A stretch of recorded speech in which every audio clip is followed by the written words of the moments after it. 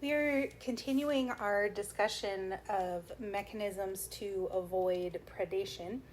We already talked about some of the other mechanisms that organisms use, such as camouflage and chemical and mechanical defenses. Another way that organisms evade their predators is by mimicry. So we've got two examples of mimicry here. We've got Mullerian mimicry and Batesian mimicry.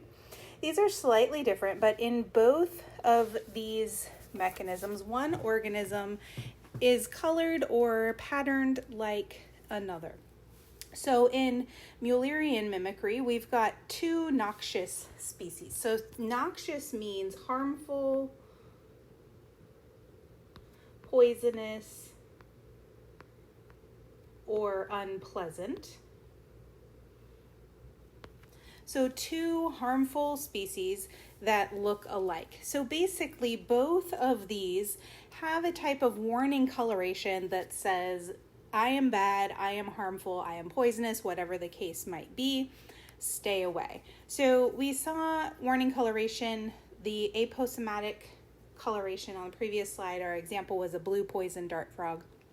So here we've got this bright orange pattern on these butterflies. So those are two different types of butterflies. We've got the viceroy butterfly and the monarch butterfly.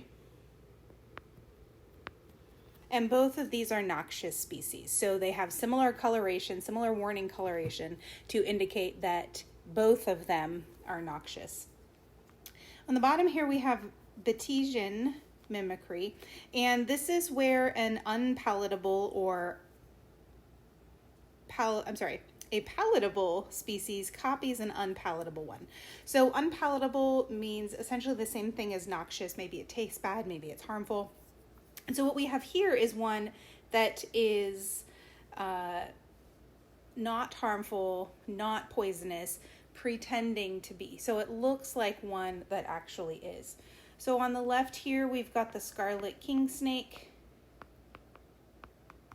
And on the on the right, we've got a coral snake. There's a typo in the slide. This is a venomous coral snake. So if you look at that, you can see they are essentially striped or ringed with similar color patterns, that orange, black, and white or yellow. So in this case, we've got one that's essentially pretending to be harmful. So we also have displays of intimidation. These are displays that are going to make the animal appear to be more intimidating than it actually is. So we've got a puffer fish here. When they get startled or they get scared by something that they perceive to be a predator, they'll puff up, and then they look bigger, they look a little more scary or intimidating. If you've ever seen a picture of a frilled lizard, these are lizards that essentially have a collar around them, and they sort of puff up this frill or this collar around their face just to make themselves appear a bit bigger, a bit more scary.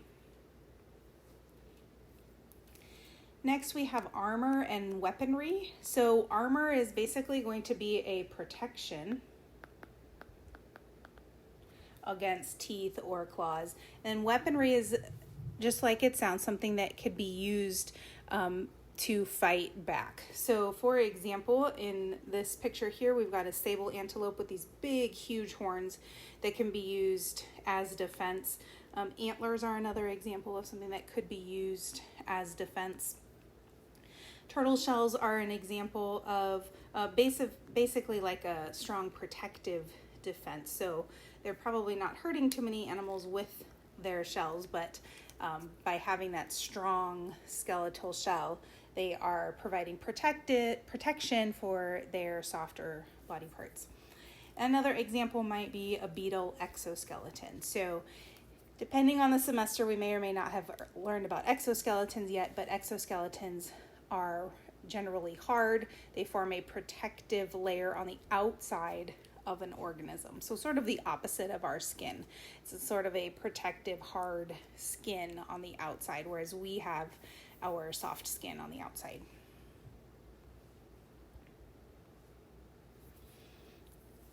So from here, we will move on to competition. Remember, we were talking about density dependent mortality factors.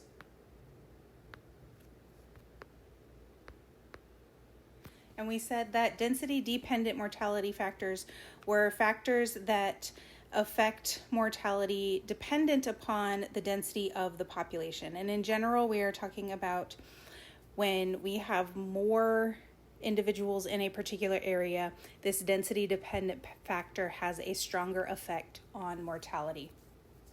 So competition is a density dependent factor, and this makes sense because the more individuals you have in an area, the more competition there is going to be for resources.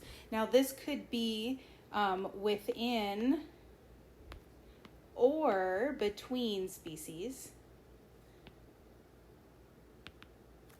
So you can have interpopulation competition where two individuals or more individuals of the same species are competing for a resource, but you can also have competition between species. So two different species competing for the same resources. So species with the same requirements cannot occupy what we call the same niche. You might hear me say niche. That's what I usually say. I believe niche is actually the correct pronunciation.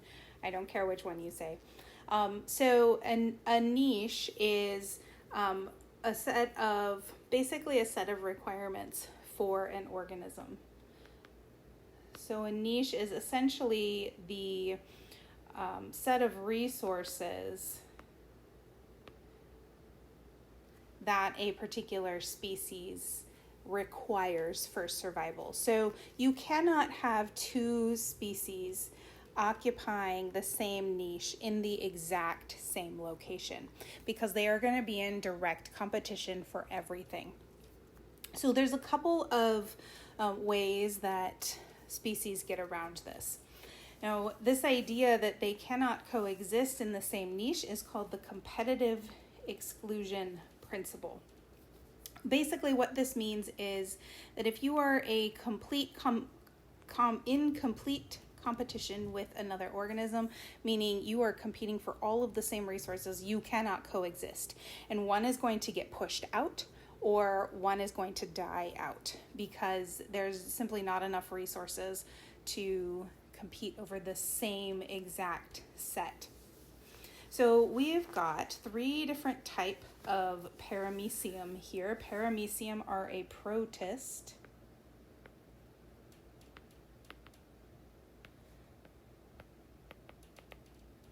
and a protist is a single-celled eukaryotic organism. So we have three different ones: Paramecium aurelia, Bursaria, and Caudatum. And you can see their growth curve here. These are logistic curves.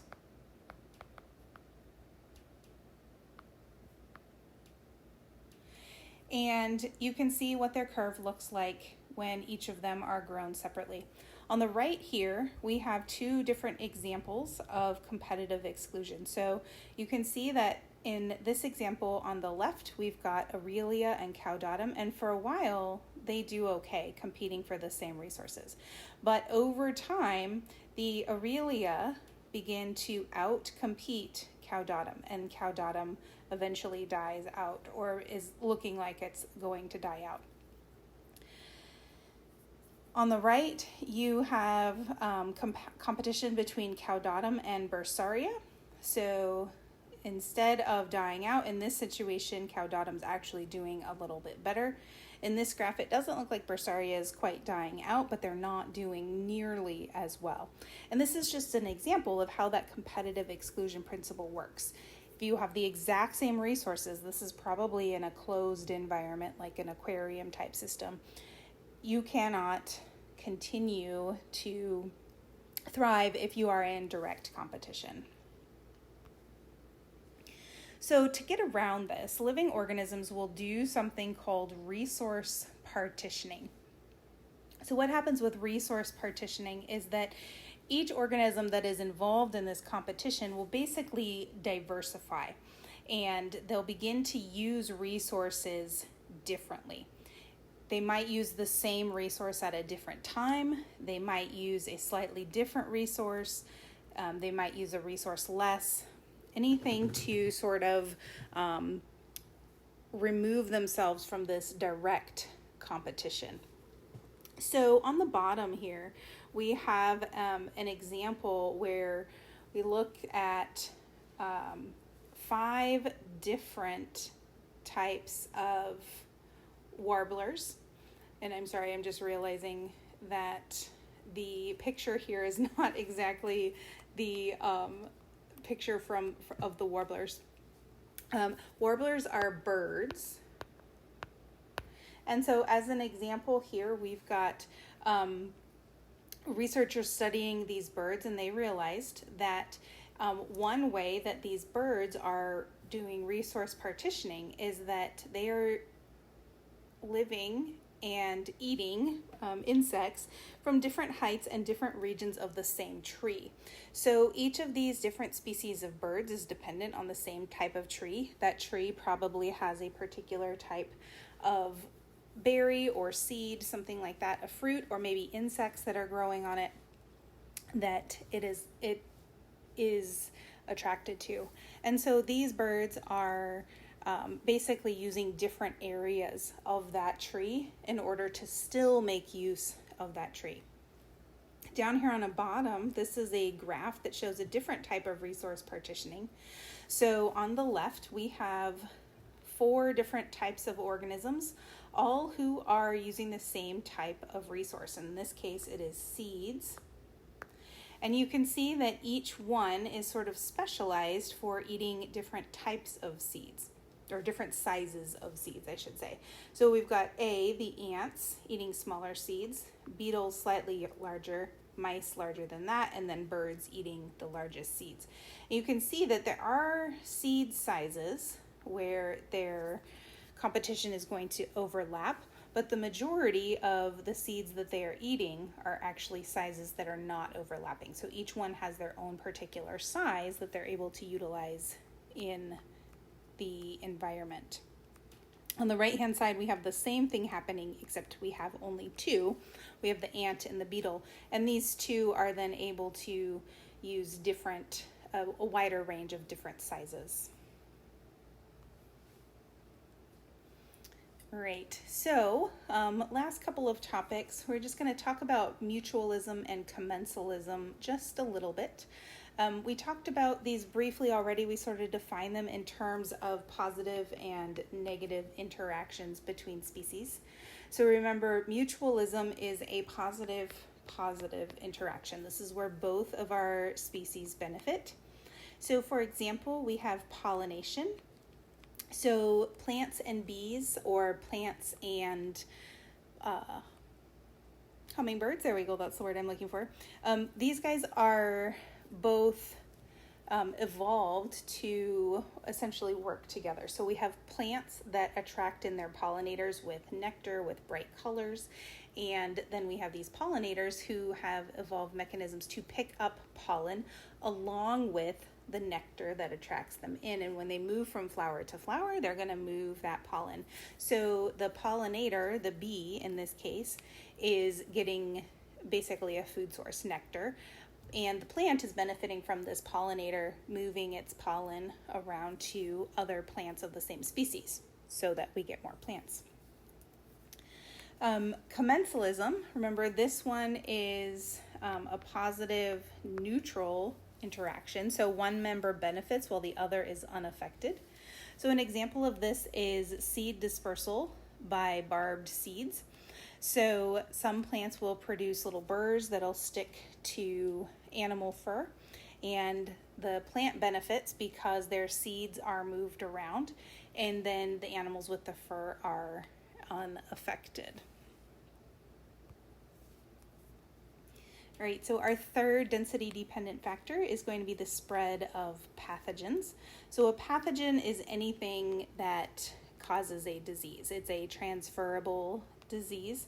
It can be viruses or bacteria. You are probably all very familiar with viruses and bacteria that cause disease. It can also be eukaryotic microorganisms. So there are protists and fungi that can also be pathogens and cause infection.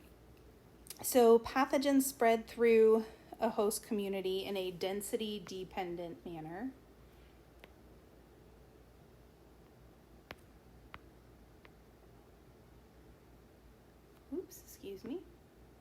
Density-dependent factor. And basically what this means is that the more there are in the population, the more likely it's going to spread. So spread of pathogens is influenced by population size. So the more individuals there are, the more likely they're going to come in contact with someone else and spread that on. If we are talking about humans or domestic animals, vaccination is going to affect the spread of pathogens. So if you vaccinate your animals, you vaccinate your children, this is going to reduce the spread of disease between other individuals. And then, of course, just coming in contact. So even if there's a smaller population size, sometimes the sort of interactions that animals have with one another. So you might have a more social species, you might have a less social species. And of course, those that are interacting with others more frequently are going to have a higher rate of spreading pathogens.